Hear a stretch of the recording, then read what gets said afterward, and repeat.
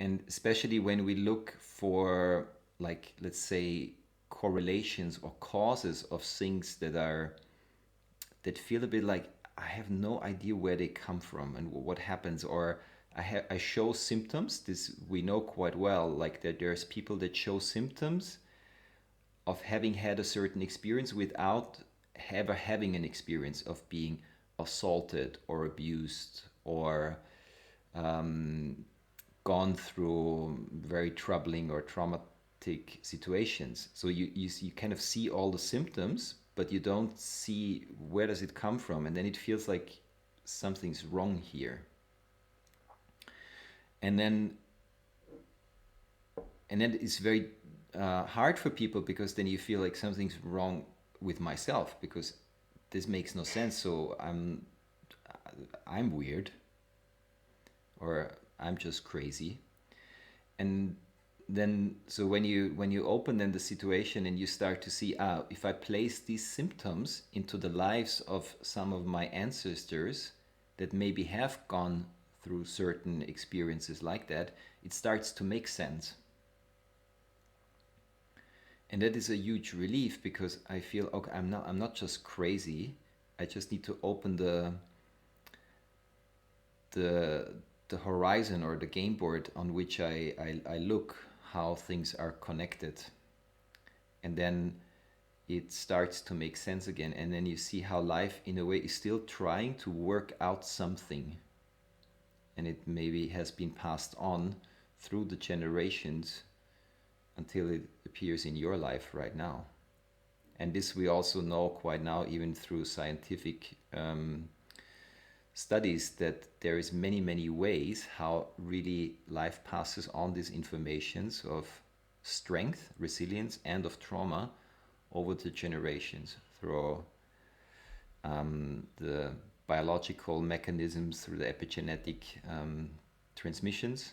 And then there's a lot of other ways how this gets passed on from one generation to the next. So when I start to connect this, something is already starting to happen by itself. And then it's not so much, so what am I gonna do, but it's more like that I'm available to this, to honor it, and to feel it, how it affects me now. And the process of looking in itself is already incredibly transformative. Because normally what we do when things are hard, either in ourselves or even in the family system, we don't quite want to look, because it's too shameful, it's too painful, it's too demanding, it challenges a certain idea about I have about myself or somebody.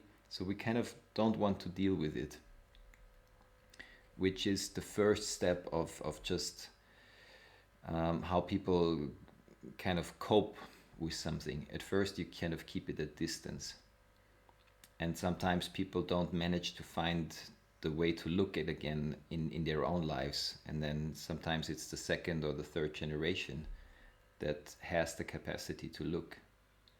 And then when we do that, when you kind of really you look beyond the things that you've been told, or the things that in a way make it appear like it was in a certain way. It's not so dramatic, or it wasn't like this, or your father never was, or your grandfather was always a good man, or whatever the situation is. Like these simplified frames of that's how life is. When you start to look a bit further than this, it means we really look. And then a lot more information is available.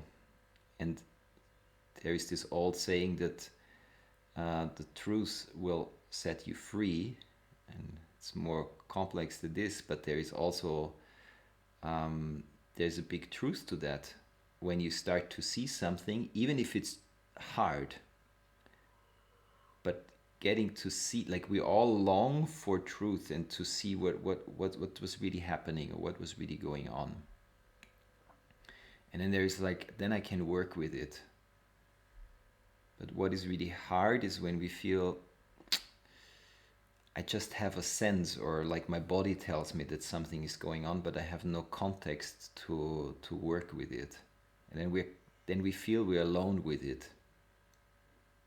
So if I put it into the context of my family or my ancestors, for example, suddenly I'm not alone with it.